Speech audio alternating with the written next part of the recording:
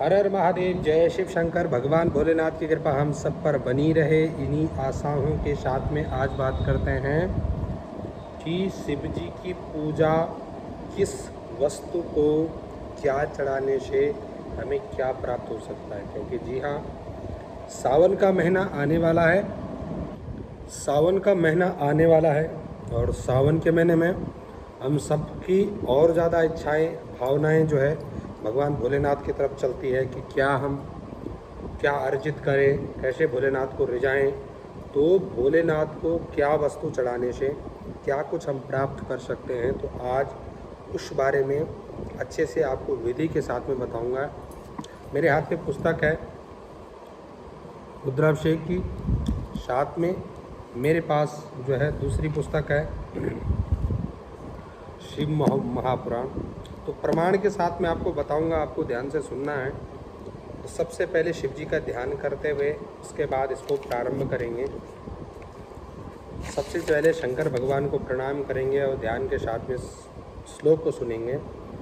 जटाजूटधारी गले नागधारी चिता भस्मधारी त्रिशूल लिए शीर्ष गंगा विराजे तिरंगा गले विष हलाहल को पीते चले हैं। चले शिव पूजन को गौरी भवानी मदारन के पूलन से पूजन किए हैं। मदारन के पूलन से पूजन किए हैं। सबसे पहले जिसकी पूजा करते हैं उसको रिझाते हैं, उसको उसके प्रति उसकी कुछ विशेषताओं को सुनाते हैं, समझाते हैं कि आपके अंदर ये विशेषता है या आपके अंदर ये अच्छी हैबिट है।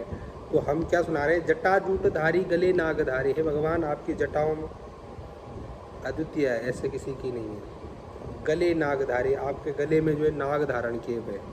तो जब हम किसी की बड़ाई करते हैं या किसी का जो है प्रोत्साहन करते हैं या किसी को अच्छा कुछ बोलते हैं तो दुनिया फिर हमारे बारे में सुनती है कि ये मेरी इतनी तारीफ़ कर रहा है, तो मुझे भी इसके लिए कुछ ना कुछ करना चाहिए। तो आइए बात करते हैं। इसमें वर्णन है कि अगर सावन के महीने में या किसी भी महीने में पहले हम भगवान शंकर की पूजा करें तो हमें क्या करके पूजा करनी चाहिए, क्या मन इच्छा हो हमारी। तो सबसे पहले दूध चढ़ाने से अगर हमें संतान चाहिए तो दूध की प्राप्ति, और चिरंजीव प्रमेह रोग, अगर हमें कोई रोग चल रहा है लंबे समय से तो निरंतर प्रतिदिन सावन के महीने में 30 के 30 दिन आपको शिव जी को जल चढ़ाना है। 11 जुलाई से लेकर 9 अगस्त तक सावन का महीना है।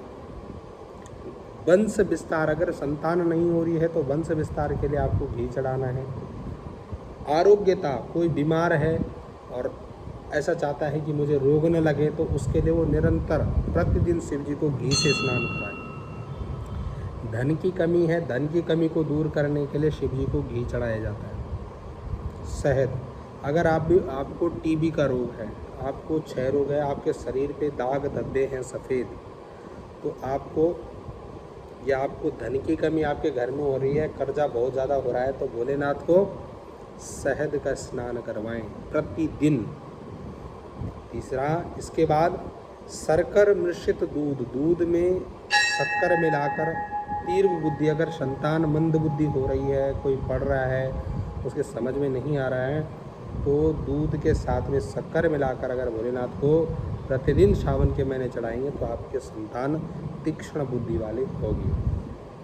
इसके बाद हमारी मन की इच्छा है कि हमें निरंतर लक्ष्मी प्राप्त हो, हमारे घर में पैसा आता रहे, तो गन्ने का रस आपको प्रतिदिन चढ़ाना है, या गंधोदक, लाल जो तिलक होता है उसमें जल घोलकर अगर शिव जी को प्रतिदिन हम सावन के महीने चढ़ाते हैं तो लक्ष्मी की प्राप्ति होती है। और कौन सी लक्ष्मी? चिरकाल तक चलने वाली, लंबे समय तक चलने वाली लक्ष्मी आपको प्राप्त होती है। रोग लग रहा है कोई और उस रोग का पता भी नहीं चल रहा, डॉक्टर को भी पता नहीं चल रहा, लेकिन रोग चले जा रहा है, तो उसके लिए कुशोदक, कुशा को जल में रात को भिगा देना है और उस कुशोदक के जल को शिव जी को प्रतिदिन सावन के महीने में स्नान कराना है। इससे आपको रोग से निवृत्ति मिलेगी। साथ में आपका शरीर भी स्वस्थ होगा। अगर आपके शत्रु बहुत ज़्यादा हो रहे हैं और आपको बहुत ज़्यादा तंग कर रहे हैं, तो सरसों के तेल का स्नान आपको शिव जी को कराना है सावन के महीने प्रतिदिन। इससे आपके शत्रुओं का नाश होगा, साथ में उनको सद्बुद्धि मिलेगी, वो आपके फेवर में होंगे या आपके लिए उनकी भावनाएं अच्छी हो जाएंगी। अगर हमें गाड़ी की इच्छा है, कोई गाड़ी लेने के लिए हमारा बहुत ज़्यादा मन हो रहा है, फाइनेंशियल स्थिति गड़बड़ हो रही है या हमें लोन नहीं मिल रहा है, तो हमें दही का स्नान प्रतिदिन शिव जी को कराना है। गंगा जल का स्नान, अगर हमने लगता है कि हमने जीवन में बहुत पाप कर दिए, कोई अच्छा कर्म नहीं किया, तो प्रतिदिन गंगा जल का स्नान 11 जुलाई से 9 अगस्त तक प्रतिदिन अगर सावन के महीने करते हैं तो भी हमें मुक्ति प्राप्त हो सकती है। तो लक्ष्मी प्राप्ति की आजकल लोगों को बहुत ज़्यादा इच्छा है, तो लक्ष्मी प्राप्ति के लिए क्या क्या साधन है, क्या क्या उपाय हैं, तो ध्यान से सुनिए। लाल चंदन का स्नान, गन्ने का रस, मधु, शहद, घी और दूध, इन स्नानों के द्वारा लक्ष्मी की प्राप्ति होती है और लक्ष्मी चिरकाल तक रहती है।